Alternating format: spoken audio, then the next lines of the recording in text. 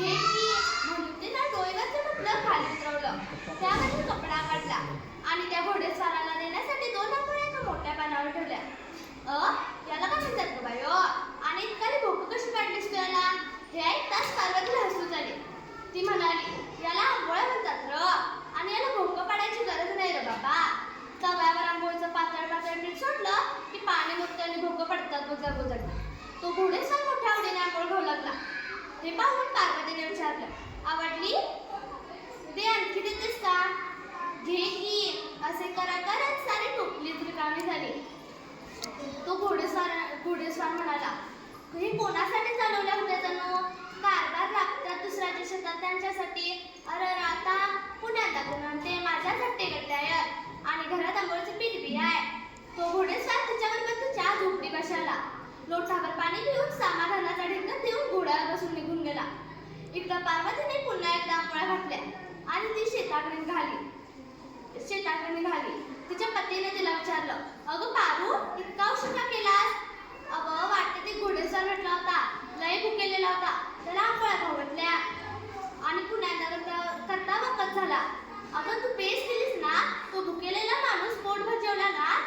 अगं मग भगवान तर जेवला, खावा आता सुखानं. म्हणून तिला तिच्या पतीला आंबोळ्या काढल्या आणि ती दोघं आनंदाने आंबोळ्या खाऊ लागल्या. दुसऱ्या दिवशी सकाळच्या प्रहरी राजाचे दूत दारापाशी पाहून शेतकरी थोडा घाबरला.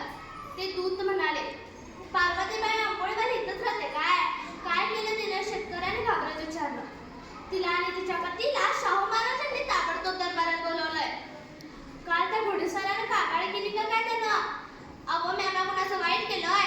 भुकेलेल्याला खाऊ घालला का? अपराध झाला वे देवा. चला सांगू महाराजांनी. म्हणून ते दोघं पती पत्नी दरबाराकडे निघाले. पाहतात तर काय, त्यांचे स्वागत दिंडी दरवाजेपासूनच सुरू होते. साकोश्रीला पार्वतीने सिंहासनाने पाहिले. पाहते तर काय, कालचाच घोडेस्वार. अहो ह्योच ना तो कालचा घोडेवाला बाबा. म्हणजे ते महाराज होते? माफी असावी देवा, काल तुम्हाला भाव घातलं, एकेरी बोलावलं. माझी चुकी झाली माझी. पार्वतीबाई, राजा हा प्रजेचा बंधू, सखा, पिता सर्व काही असतो.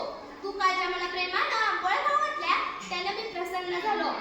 आता तुझ्या पतीला दुसऱ्याच्या शेतात राबायची गरज नाही. मडील के बुद्रुक येथे 10 एकर जमीन मी तुमच्या नावावर करतोय इनाम म्हणून. हे ऐकून त्या गरीब जोडप्याच्या डोळ्यात आनंद अश्रू आले. ती जोडपी महाराजांना प्रणाम करून निघाल तेवढ्यात महाराज म्हणाले, या माझ्या बहिणीचा साडी चोळी देऊन सन्मान करा. माहेरवासी नाही आमची.